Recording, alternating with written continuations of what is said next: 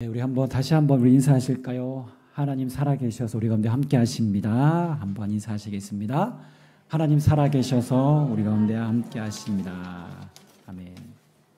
오늘 읽은 본문의 말씀을 가지고 표대를 향하여 라는 제목으로 함께 말씀 나누겠습니다. 그리스도인으로서의 살아가는 우리의 인생을 무엇으로 혹시 비유할 수 있을까요? 한 단어로 표현해 보자면 여러 가지로 표현할 수 있겠죠. 혹자는 인생은 그리스도인 살아가는 삶의 인생은 소풍이다라고 말하는 분도 계시고요. 네. 우리 성경에 보면 사도 베드로는 우리는 이 땅에 속한 인생이 아니고 잠시 머물다 가는 인생이기에 무슨 인생이다? 나그네 인생이다. 네. 우리의 집은 본향은 여기가 아니고 하나님 나라 천국에 있기 때문에 우리 나그네 인생이다라고 말하기도 합니다. 오늘 본문의 사도 바울은 그렇다면 그리스도의 인생을 무엇과 비교하고 있을까요? 오늘 말씀을 읽었습니다. 다 함께. 그렇죠? 네. 보시면 달리기입니다. 네. 달리기로 비유할 수 있습니다. 그것도 마라톤이 아니라 아주 이렇게 온 힘을 전심전력해서 달려야 하는 100m 단거리 달리기로 비유하고 있는 것입니다. 당시 그리스의 운동 경기인 달리기를 오늘 본문의 말씀을 통해서 우리가 읽어보면 연상할 수가 있습니다. 오늘 바울의 고백은 마치 저 마지막 결승선을 그 목표로 두고 그 결승선을 향해서 정말 최선을 다해서 달리는 선수의 그 모습을 연상하게 합니다. 그는 오늘 이렇게 얼마나 이렇게 달리는 선수들의 모습 보면 얼마나 간절하고 또 간절합니까? 삶에 대한 열정, 또 고군분투하는 그의 열정이 느껴집니다. 삶에 대해 최선을 다하는 그의 열정이 느껴지는 이유는 무엇일까요? 바로 분명한 목표가 있었기 때문입니다. 그는 14절에 말하고 있는 것처럼 표대를 향하여 위에서 부르시는 그 상을 바라보며 그것을 얻기 위해 달리고 또 달린다라고 고백하고 있는 것입니다. 네, 우리가 달리는 것 중요합니다. 어떤 열정과 에너지를 쏟는 것 중요합니다. 그러나 방향도 중요하죠. 그래서 이런 말이 있죠. 속도보다 방향이 중요하다. 이런 말 자주 듣지 않습니까? 그래서 삶의 방향과 우리의 열정이 반드시 함께 가야 합니다. 방향을 잘못 잡으면 그 모든 열정은 헛되고 그저 낭비하는 인생일 뿐입니다. 회심하기 전에 사도 바울이 그랬습니다. 그는 율법을 지키고 교회를 박해하는 데 있어서는 1등이었습니다. 그 모든 자기의 에너지와 열정을 거기에 쏟았습니다. 그 방향이 맞는 줄 알았어요. 옳은 줄 알았고요. 그러나 그리스도를 만나고 나니 잘못된 방향이었구나라는 것을 알게 되었습니다. 자, 그래서 방향이 바뀌었어요. 방향이 제대로 되었습니다. 자, 그리고 나서 이전에 쏟았던 열정, 그 열정과 과업은 그렇게 그저 배설물에 불과했습니다. 이제는 그리스도를 아는 지식이 가장 귀하다, 가치 있다, 고상하다는 것을 깨달았기 때문에 이제는 그 목표와 바로 그 표대를 향하여 위에서 부르시는 그 부름의 상을 위하여 달려가노라라고 고백하고 있는 것입니다. 운동선수가 결승점과 그 너머에 있는 최종적 그 상을 목표로 하여서 정말 최선을 다해 달리는 것처럼 사도 바울이 그렇게 나는 달려간다라고 말합니다. 그다음에 여기서 바울의 목표, 그가 바라보았던 표대, 목표, 표대가 꼬린점, 목표점을 얘기하잖아요. 표대. 그래서 쉽게 그냥 목표라고 한번 생각하시면 될 것 같습니다. 그가 바라보았던 그 목표, 위에서 부르신 그 부름의 상, 구체적으로 무엇이었을까요? 여러분 상 받고 싶죠? 네, 상 좋아하시죠? 그 상이 뭘까요? 네, 어떤 사람은 정말 이 땅에서 내가 가난하게 살다가 박해하는데 천국 가면 정말 하나님이 정말 어떤 금과 황금 어마어마한 것을 나에게 보상해 주실 것이라 생각하면서 갔는데 천국 가니까 길이 무슨 길이에요? 황금길이에요. 이 땅에서의 그 가치들은 세상에 그 그냥 포장, 아스팔트 포장하는 도구에 불과합니다. 네. 그래서 진짜 그렇다면 성경에서 말하고 있는 상이 무엇일까? 우리가 한번 생각해 봐야죠. 근데 오늘 본문에서 우리가 앞절에서부터 쭉 이어지는 그 맥락 안에서 오늘 본문의 말씀을 이해해야 됩니다. 이미 사도 바울은 이미 10절과 11절에서 이렇게 고백하고 있죠. 내가 예수의 죽으심을 본받아. 네, 죄송합니다. 네. 어찌하든지 죽은 자 가운데서 살아나 부활에 이르기를 원한다라고 말했습니다. 그렇다면 그 상은 무엇일까요? 네. 이 마지막 부활에 참여하여 그 영광 가운데 내가 들어가는 것. 이것이 바울의 표대이자 목표였습니다. 그것이 우리에게 주어진 하나님 주시는 놀라운 상인 것입니다. 자, 그런데 그는 아직 구원의 완성이라 할 수 있는 부활에 이르렀습니까? 네, 아직 이르지 않았습니다. 그래서 12절에 뭐라고 말하고 있죠?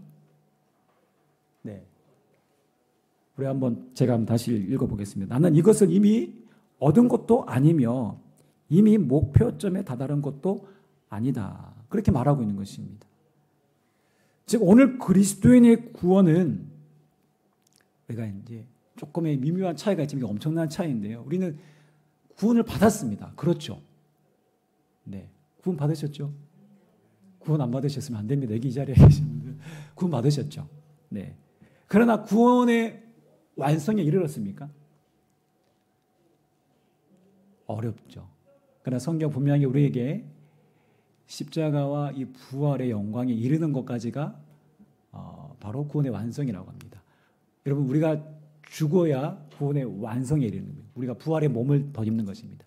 우리가 이 땅에서 이 삶은 완성된 구원의 자리에 이른 것이 아닙니다. 그래서 구원은 이미 다 얻은 것이 아니다라고 말하는 것입니다. 구원의 완성인 이 부활을 향하여서 나아가는 우리의 삶의 과정입니다. 지금 우리의 삶은.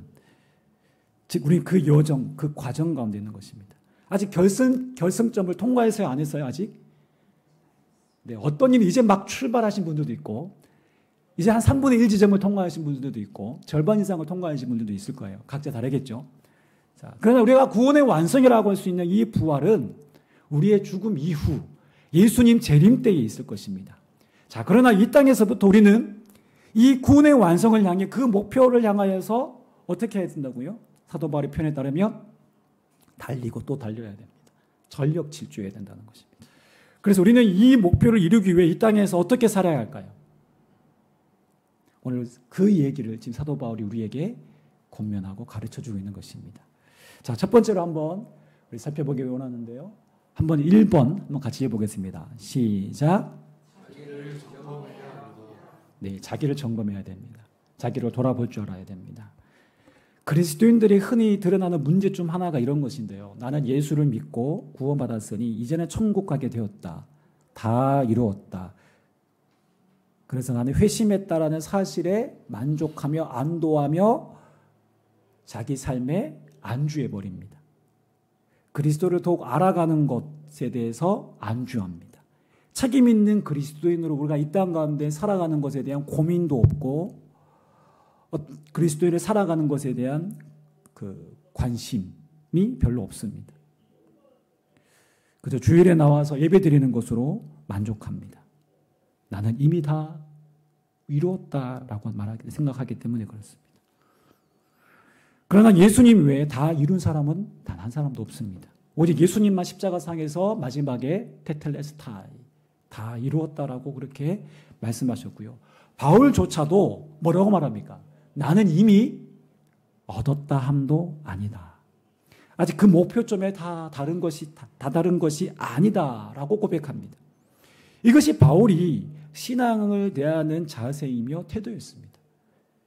여러분, 제 아무리 신학 박사라 하더라도 바울이 알았던 그리스도의 분량, 그 지식, 그 그리스도의 분량에 이를 사람이 누가 있을까요? 그리고 사도 바울은 지난주에 얘기했던 것처럼 율법에 있어서는 누구보다 박식했고 율법에 통달한 사람이었고 율법을 거의 완벽하게 지켰던 사람이었습니다. 그는 부활의 주님을 빛 가운데 경험했고 누구보다 또한 영적인 체험이 많았던 바울이었습니다.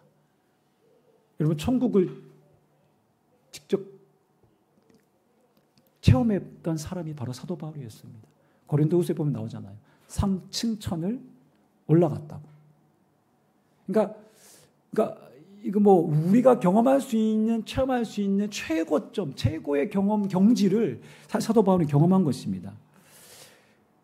그럼에도 불구하고 지금 뭐라고 얘기합니까? 그는 이미 얻은 것도 아니고 이룬 것도 아니라라고 말합니다. 그러면서 사도 바울의 그 서신서를 바라보면 그는 주님 알기를 누구보다도 갈망했고 열망했고 믿음의 걸음을 그는 오늘도 내일도 멈추지 않았습니다. 그는 구원의 완성을 향해서 계속해서 달려갔던 인생이었습니다. 삶에 안주하지 않았습니다. 사사로운 것에 연연해하지 않았습니다. 오직 영광의 부활의 몸을 덧입는 그날, 하나님 앞에 설 그날을 사모하며 오늘 복음을 위해서 자신에게 주어진 그 사명을 위해서 최선을 다해서 살아갔던 인생이었습니다. 오늘 나의 삶은 어떻습니까? 우리 함께 돌아보기 원합니다. 하나님 앞에 설 그 영광의 그날을 바라보며 오늘 열심히 달려가고 있습니까? 부끄럽지 않는 신앙인의 모습으로 오늘 나는 살아가고 있는지 함께 돌아보길 원합니다. 자, 두 번째로 목표를 이루기 위해 우리는 어떻게 살아야 할까요? 한번 읽어보겠습니다. 시작. 집중해야 합니다. 네. 자, 좀 더 부연 설명드리자면 오직 한 가지 일에만 집중해야 합니다. 우리 13절 말씀을 함께 읽어보겠습니다. 시작.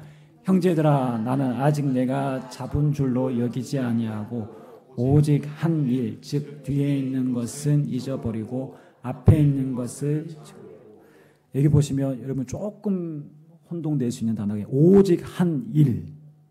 이걸 정확하게 번역해야 되는데 오직 한 일은 오직 유일한 하나의 일을 말하는 것입니다.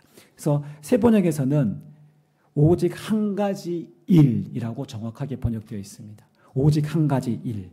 즉 사도 바울은 오직 한 가지 일에만 집중해야 했습니다. 여러분, 달리기 선수는요, 아까 그 사진을 보았던 것처럼 달리기 선수는 0.0001초에 따라서 승부가 갈라집니다.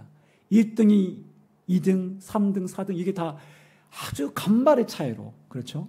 그 0.01초의 사투를 가리기 위해서 오직 앞만 보고 결승점을 향해서 전력 질주합니다. 달리기 선수가 주변 경치나 풍경에 바라보면서 이렇게 달리지 않습니다. 결코 한눈 팔지 않습니다. 오직 결승점, 오직 한 가지 일에만 집중합니다. 여러분, 달리기 선수들이 목걸이나 귀걸이 달고 이렇게 나오는 선수 보셨습니까? 사람들에게 돋보이기 위해서 모트 코트를 촥 이렇게 입고 달리는 선수가 있었습니까? 아니죠. 달리기 선수는 바람의 영향을 최소화할 수 있는 특수 제작된 경량복을 입고 신발은 최대한 가벼우면서도 지면과의 마찰력을 줄이고 미끄럽지 않는, 그러니까 이 두 가지를 다 충족해야 돼요. 마찰도 줄이고 또 미끄럽지 않는 러닝화를 신고 달려야 합니다. 왜요? 오직 결승점만 바라보고 오직 한 가지 그 일에만 집중하기 때문입니다. 요즘 시대가 어떻습니까? 어느 시대보다 우리가 집중하기 어려운 시대입니다. 요즘 저희 집의 첫째가 공부를 자기 방에서 안 합니다. 예, 주로 거실이나 식탁에 나와서 해요. 왜냐하면 방에서 공부하면 뻔하잖아요. 유혹을 못 이기는 거예요. 스마트폰 보게 되고 노트북에서 영상 보게 되고 드라마 보게 되고. 그래서 방에서 공부하면 자주 이렇게 자기가 이 유혹을 못 떨쳐내겠대요. 예, 그래서 공부에 집중이 잘 안 된다고 해서 거실이나 식탁에 나와서 요즘 공부하는데요. 네, 훨씬 열심히 하고 있습니다. 네. 여러분, 이 아이만 그렇습니까? 세상에서 우리를 산만하게 만드는 그런 흥미거리에 정신이 팔리거나 그렇게 우리의 마음이 분산되어서는 안 된다는 것이죠. 어떻게 해요? 오직 표대를 바라보아야 합니다. 그러나 이것이 쉽지가 않습니다. 그래서 이런 삶은 아무 훈련 없이 되어지는 것이 아닙니다. 목표를 향해 달리는 선수는 어떻습니까? 자신을 최대한 절제하고 자기를 조절합니다. 자기가 먹고 싶은 거 다 먹어가며 운동하지 않습니다. 자기가 보고 싶은 영화나 드라마 다 챙겨보면서 운동하지 않습니다. 최대한 절제합니다. 주어진 시간을 결코 다른 것에 허비하지 않습니다. 우리의 삶에 있어서도 우리가 푯대를 바라보지 못하게 하는 산만하게 하는 삶의 요소들이 그 무엇이 있다라면 어떻게 해야 됩니까? 과감하게 내려놓고 잘라내야 합니다. 여러분 세상의 재미가 나쁜 것이 아닙니다. 네. 그러나 그것이 나와 하나님 사이에 있어서 장애물이 된다면 그것이 나와 하나님 사이를 멀어지게 한다면 여러분 잘 생각해 보세요. 그것을 끊어내야 합니다. 오늘 세상은 우리가 그리스도인으로 사는 것에 대해서 호락호락하지 않습니다. 적대적인 세상입니다. 방해 요소들이 그래서 많습니다. 여러분 시대가 갈수록 왜 악해집니까? 더 편리해졌는데 왜 더 악해집니까? 왜 범죄들은 더 많이 나타나고 왜 교묘한 사기는 더 많아지고 왜 사람들의 일상이 더 점점 피폐해지고 있습니까? 세상은 이리 너무 좋아졌는데 복지는 얼마나 좋아졌습니까? 그렇죠? 우리가 얼마나 편리한 삶을 지금 살아가고 있습니까? 그럼에도 불구하고 왜 우리의 마음에는 왜 사람들의 마음은 더 우울감은 더해지고 왜 사람들은 더 살기 힘들어하고 괴로움을 토로하고 있습니까?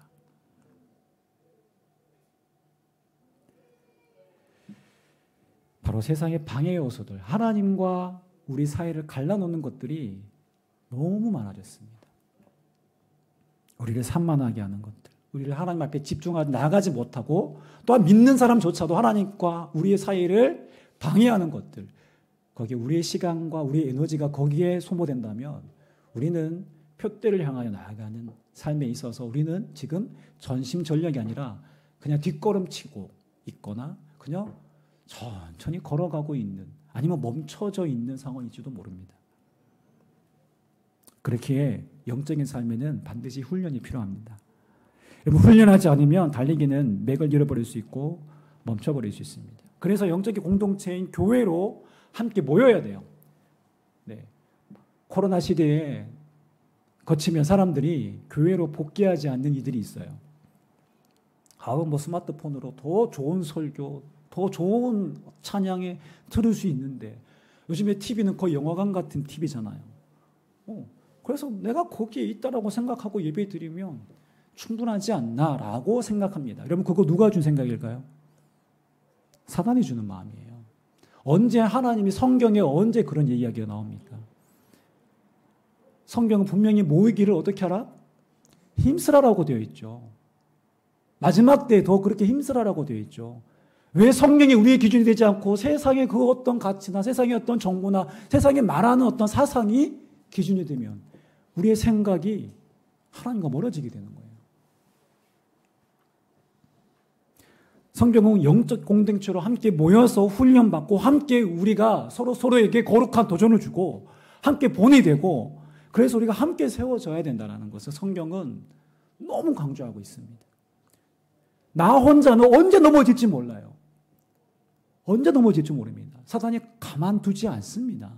그래서 우리가 세겹줄이 더 끊어지지 않는다는 것이 바로 공동체의 연합을 말하는 것입니다. 공동체의 신앙 말하는 것입니다. 하나님이 이스라엘아라고 말하실 때는 바로 공동체를 향하여서 말씀하시는 거예요. 교회를 하나님께서 세우시고 하는 것도 공동체 안에 우리 한 사람 한 사람 하나님께서 부르신 것이고 동시에 우리 공동체를 말씀하신 것입니다. 그래서 우리 혼자는 위험합니다. 그렇게 우리 공동체가 필요한 것이고 훈련이 필요한 것이고 우리가 이 마지막 때를 살아가기 위해서는 우리 모두가 함께 같은 마음 같은 뜻 하나님 주신 그 마음을 함께 품고 우리가 세워지고 나아가야 된다는 것입니다. 우리 마지막으로 세 번째로 우리가 목표를 이루기 위해 우리는 어떻게 살아야 할까요? 우리 함께 읽어보겠습니다. 시작. 뒤에 있는 것을 잊어버려야 하고. 제가 한번 물어보겠습니다. 뒤에 있는 것이 무엇입니까? 네, 성경을 우리가 읽었는데 뒤에 있는 것이 뭘까 생각하셔야 됩니다. 과거의 경험입니다. 우리 과거에 어떤 이루었던 과업일 수도 있고요. 성취일 수도 있고요. 자, 바울의 과거는 지난주에 나눴던 것처럼 여러분 유대인으로서의 성취했던 범접할 수 없는 기라성과 같은 화려한 이력이 있었습니다. 화려한 경험이 있었습니다. 자, 그리고 나서 사도 바울이 회심한 이후에도 교회사적으로 봤을 때 사도 바울의 어떤 입지, 영향력, 그의 명성 정말 비교할 사람이 없을 정도였습니다. 사도 바울은 이방인의 교회는 대부분 사도 바울이 개척해서 세운 교회였습니다. 뿐만 아니라 사도 바울은 아까 제가 말씀드린 것처럼 영적 체험에 있어서도 사도 바울과 견줄 만한 사람이 없어요. 여러분, 그러나 그가 이루었던 영적 성취에 단 한 번도 도취된 적이 없었습니다. 자기 만족에 빠져서 뒤를 돌아보면서 자랑하고 그것을 막 뿌듯해하지 않았어요. 그럼 100m 달리기 선수가 내가 얼마나 많이 앞서 달리고 있는지 뒤를 돌아보면서 달리는 선수를 본 적 있으십니까? 없죠. 오로지 저 앞에 결승선만을 바라보며 전력 질주하는 것입니다. 여러분, 뒤를 돌아보려는 유혹을 바울은 철저하게 경계했습니다. 뒤에 있는 것은 잊어버려야 한다라고 말합니다. 왜냐하면 화려한 나의 과거가 여러분 우상이 될 수 있기 때문에 그렇습니다. 우리 중에는 그런 분들이 없기를 바라면서 왕년에 나는 이렇게 신앙생활을 했는데 그것이 여러분 우상이 될 수 있다는 사실을 기억해야 됩니다. 저도 어린 시절 한창 한국교회 부흥기를 접했습니다. 그때 저희 신앙도 그때 처음 하나님을 만나게 됐고 그때 신앙 많이 성장했습니다. 그때 교회 가는 게 정말 낙이었어요. 교회 가면 너무 재미도 있을 뿐더러 참 기도도 뜨거웠습니다. 네, 뭐 부흥회를 하면 언제예요? 새벽에도 하고요, 낮에도 하고요, 저녁에도 하고요. 그렇게 3, 4일을 했어요. 근데 거기에 다 나갔어요. 은혜 받으려고. 너무 하나님 사모되고 그런 분위기, 영적인 분위기였습니다. 그냥 교회만 들어오면 막 사람들의 어떤 막 간증거리가 넘쳐나는 그런 시대였습니다. 교회 모이면 또 재밌었어요. 저희 때는 문학의 밤부터 해서 뭐 여러 가지 행사들이 참 많았어요. 그런데 왜 지금의 교회는 그런 분위기가 아니냐라고 생각하면 여러분 뒤를 돌아보는 것입니다. 분명히 그때의 어떤 향수로 우리가 생각할 수는 있는데 그러나 그것이 과거에 우리가 왜 지금은 안 돼? 왜 그때는 그랬는데? 라고 하면서 우리가 과거에 머무르면 현재를 살아가는 데 있어서 우리를 어떻게 할까요? 우리를 무력하게 합니다. 저는 지금껏 사역하면서 가장 작은 교회를 섬기고 있습니다.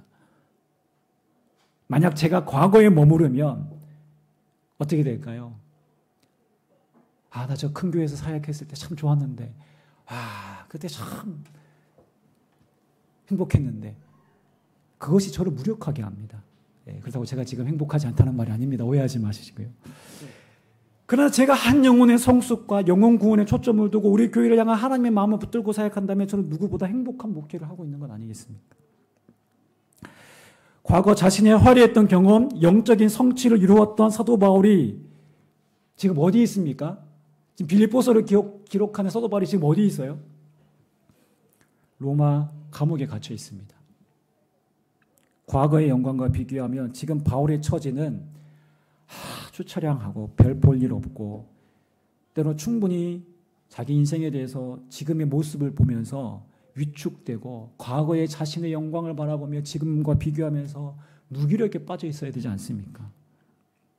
그러나 여러분 바울 빌립보서에 있어서 가장 많이 등장하는 말이 뭐예요? 단어가 뭐예요? 기뻐하고 기뻐한다. 기뻐하라. 내가 기뻐하노니. 이런 기뻐한다라는 말이 가장 많이 등장하는 27번인가 등장해요. 그는 과거의 성취와 영광에 묶이지 않았다는 거예요. 과거를 잊어버렸습니다. 과거가 그의 우상이 화려했던 그의 있던 이력이 어떤 성취가 그의 영광이 그의 우상이 되지 않았습니다. 오늘 우리도 나의 과거의 영광, 성취, 경험이 우상이 되어서는 안 됩니다. 과거의 어떤 경험이나 성취에 우리가 의존해서는 안 된다는 것입니다. 또한 여기서 뒤에 있는 것을 잊어버린다라는 것은 과거에 씻고 싶은, 지워내고 싶은 과거의 모습입니다.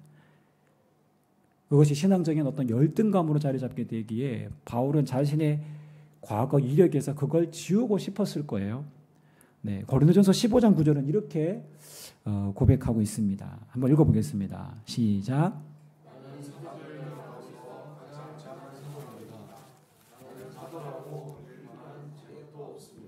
그것은 내가 하나님의 교회를 박해했기 때문입니다. 여러분, 어쩌면 바울의 사역에 있어서 그의 반복을 붙잡았던 것이 과거 바울이 교회를 심하게 박해했던 사람이었다라는 것이죠. 혹시 기회가 되시면 바울이라는 영화가 있어요. 제가 알기로는 한 5, 6년 전에 나온 영화인데요. 바울의 삶을, 그 인생을 누가의 관점에서 아주 잘 만든 영화입니다. 기회 되시면 꼭 보시면 좋겠는데, 그 바울의 영화에 보시면 바울이 고뇌하고 그의 머릿속에 계속 떠오르는 장면이 그 영화에 계속 비쳐요. 계속 비치는데 바로 믿는 사람들을 잡아 때리고 감옥에 가두는 그 자신의 과거의 모습이에요. 아무리 회심했다 해도 이것이 그의 신앙적 열등감이 될 수도 있었을 것입니다. 아마 사단은 바울을 향해서 이렇게 공격하지 않았을까요? 아무리 네가 사도가 되었다 해도 너의 과거, 너의 모습을 봐. 네 손으로 저질렀던 일을 생각해봐. 너로 인해 고통받았던, 야, 스데반이 너 때문에 죽었어. 네가 죽였어. 넌 살인자야. 오늘도 과거의 실패와 잘못에 묶여서 마치 사도 바울을 공격했던 것처럼 사탄이 오늘 우리의 과거의 잘못에 대하여서, 실패에 대하여서 공격하고 있는 것이죠. 과거의 노예가 되게 하는 것입니다. 사단은 그것을 교묘하게 이용합니다. 그래서 우리가 앞으로 나가지 못하게 합니다. 제가 지난번에 잠시 언급한 적도 있는 것 같은데요.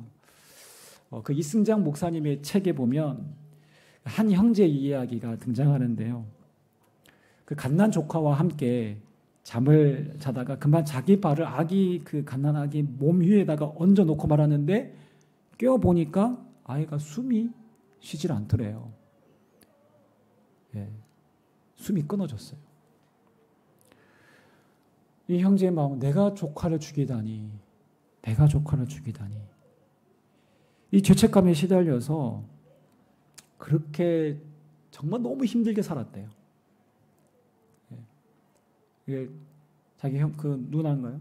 누나 별 면목이 없고 너무 이 죄책감이 짓눌려서 너무 힘들었다고 합니다. 그런데 대학에서 이제 십자가의 죄사함, 복음을 듣고 십자가의 이 죄사함의 은혜를 경험하면서 이제 회복이 되었는데 그 전까지는 늘 정말 알지 못하는 그 질병에 짓눌려 살았대요. 이 죄책감 때문에.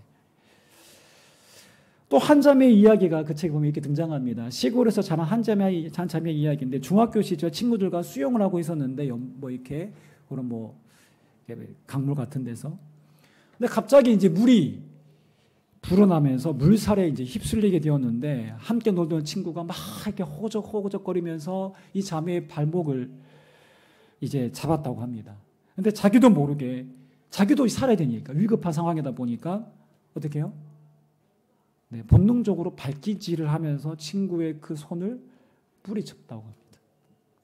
결국 그 친구는 죽고 자기만 살아났는데 이 자매도 마찬가지예요. 친구를 죽였다라고 하는 이 죄책감에서 벗어날 수 없다라고 그렇게 고백했다고 합니다. 그러면서 다시금 진정한 그리스도의 복음 안에서 자신의 한계를 인정하고 십자가 용서를 깨닫고 그제서야 이 무거운 죄책감에서 벗어나게 되었다라는 그런 이야기가 그 책에 소개되어 있었습니다. 이런 과거의 우리의 잘못, 실수가 죄책감이 되어서 과거가 우리 푯대로 향하여 나가는 이 신앙을 방해하고 발목 붙잡을 수 있습니다. 오늘 바울의 고백만 봐도 그렇습니다. 그러나 사도 바울은 10절에서 이렇게 고백하고 있습니다. 제가 한번 읽어보겠습니다. 10절입니다. 그러나 나는 하나님의 은혜로 오늘의 내가 되었습니다. 나에게 베풀어 주신 하나님의 은혜는 헛되지 않았습니다. 나는 사도들 가운데 어느 누구보다도 더 열심히 일하였습니다. 그러나 이렇게 한 것은 내가 아니라 나와 함께 하신 하나님의 은혜입니다. 무슨 말입니까? 그는 자신의 과거의 실수와 잘못에 묶이지 않았습니다. 하나님의 은혜로 오늘의 내가 되었다라고 고백하고 있습니다. 그렇게 그는 하나님의 은혜로 다시 일어서게 되었고 누구보다 열심히 사역했습니다. 그렇다고 그는 자신을 자랑하지 않습니다. 오직 나와 함께 하신 하나님이 그렇게 하셨다라고 고백합니다. 죄책감에 짓눌림 사도 바울의 모습이 아니라 하나님의 은혜 안에 자유케 된 자신의 모습을 고백하고 있는 것이죠. 오늘 말씀 정리하겠습니다. 바울은 표대를 향하여서 위에서 부르신 부름의 상을 향해 달려갔습니다. 바로 구원의 완성인 부활의 영광을 향해 달려갔습니다. 여러분, 그리스도를 영접한 것이 끝이 아니라 시작입니다. 이제 달리기 시작점에서 우리가 발을 떼는 것입니다. 그리고 힘껏 우리는 경주자로서 달리는 가운데 있습니다. 우리는 이미 얻었담도 아니요 온전히 이루었담도 아니라는 이 사도 바울이 우리에게 말해주는 이 신앙의 자세로 이 땅에 살아가야 됩니다. 나는 이 정도는 충분해. 나는 이만큼 다녔어. 나는 신앙생활 이만큼 했으니 충분해. 라는 그런 안주하는 신앙이 되어서는 안 됩니다. 사도 바울도 그렇게 얘기한 적이 없어요. 혹은 과거의 실수와 잘못에 묶임받아 앞으로 나아가지 않는 또한 그런 신앙이 되어서도 안 됩니다. 어떻게 해야 됩니까? 계속 달리고 그리스도를 닮아가고 계속해서 우리는 자라나고 성장하고 그리스도의 충만한 분량에까지 우리가 이르기를 사모하며 나아가야 합니다. 이것이 우리의 거룩한 삶의 여정이고 표대를 향해 나아가는 그리스도인의 삶이라는 것입니다. 우리의 구원이 완성될 그 부활의 날, 여러분 주님 앞에 서게 될 그 영광의 날을 여러분 바라보면서 오늘도 힘껏 우리의 주어진 일상의 삶 가운데 주님이 기뻐하시는 하나님의 자녀로서 힘껏 달려가시는 저와 우리 모든 성도님 되시기를 주님의 이름으로 축원합니다. 기도하겠습니다.